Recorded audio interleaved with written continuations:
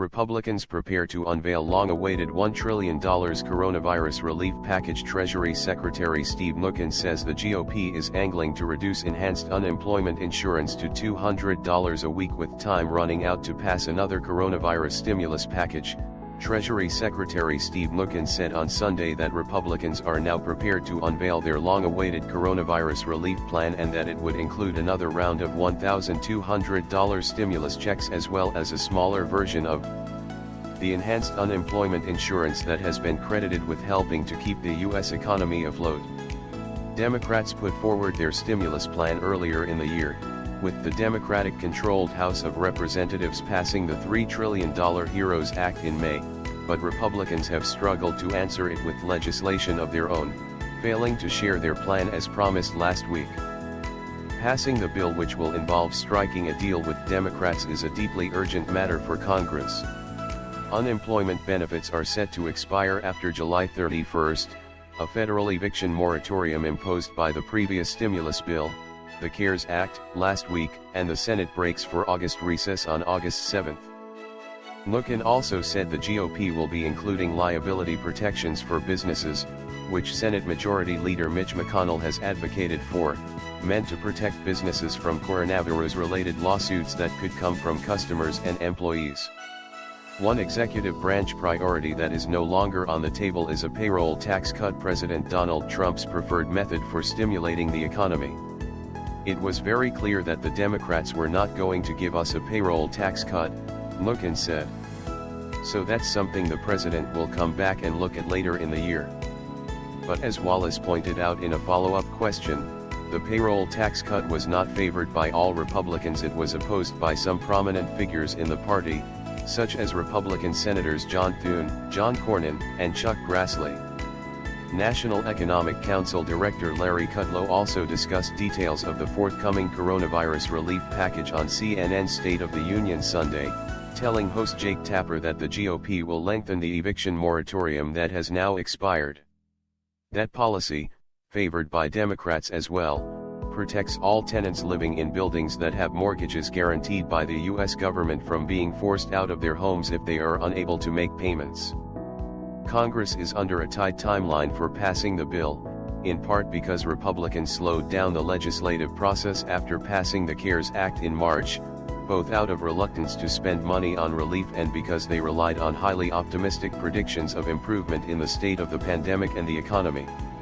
Everyone assumed months ago schools would be reopening, the economy would be re-engaging. That is not necessarily true in many places, Senator James Lankford, ROK, told the New York Times last week. So while I understand, hey, you have had months and months of time, every week the ground shifts on us and you have to be careful with other people's money. The House Democrats have said they are eager to begin final negotiations. We've been anxious to negotiate for 2 months and 10 days, when we put forward our proposal, House Speaker Nancy Pelosi said on CBS's Face the Nation on Sunday.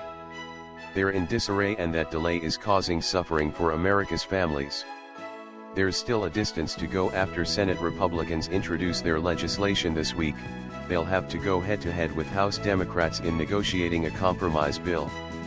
While the details of the Republican bill won't be available until the draft legislation is released, Kudlow and Mnuchin's interviews as well as reporting by Vox's Lee Joe illuminate the GOP's priorities. As Joe reported last week, there are realms where both Democrats and Republicans are likely to agree in spirit on relief measures, a second stimulus check, funding for coronavirus vaccine development, testing, and treatment, funding for schools, and more support for small businesses. And this is reflected in the White House's statements Sunday. There are, however, likely to be debates over how much funding goes toward any of those specific issues. But there will be clashes over issues like Republicans' interest in passing liability shields for businesses and Democrats' focus on getting more funding for state and local governments. And the fight over enhanced unemployment insurance is likely to be one of the most high-profile issues. When asked if Democrats would allow the federal enhancement to drop below $600, Pelosi said, "You don't go into a negotiation with a red line, but you do go in with your values." Republicans have argued that the current system disincentives unemployed people from returning to work, noting that thanks to the federal payments, some make more than they would have while working. Some proponents of the insurance argue that at a time when staying home is still considered the best way to stem the tide of the virus, providing financial incentive for people not to seek work unnecessarily is wise public health policy. On a purely economic level, the federal addition to state aid is crucial for helping people who have no prospect of getting a job again in the near future pay their bills. As Joe explained, unemployment insurance has served as a critical safety net for millions of workers whose jobs have effectively been eliminated in the near term. According to an analysis by the Economic Policy Institute, as many as 11.9 million workers have zero chance of returning to their prior jobs as temporary job losses become permanent ones. It's unclear where lawmakers will settle on the question of how much aid should be given to the unemployed. There is, however, clear agreement on one thing: time is of the essence. And do not forget to subscribe to the channel and share the video with friends and like you. Thank you for watching. Please watch the previous video.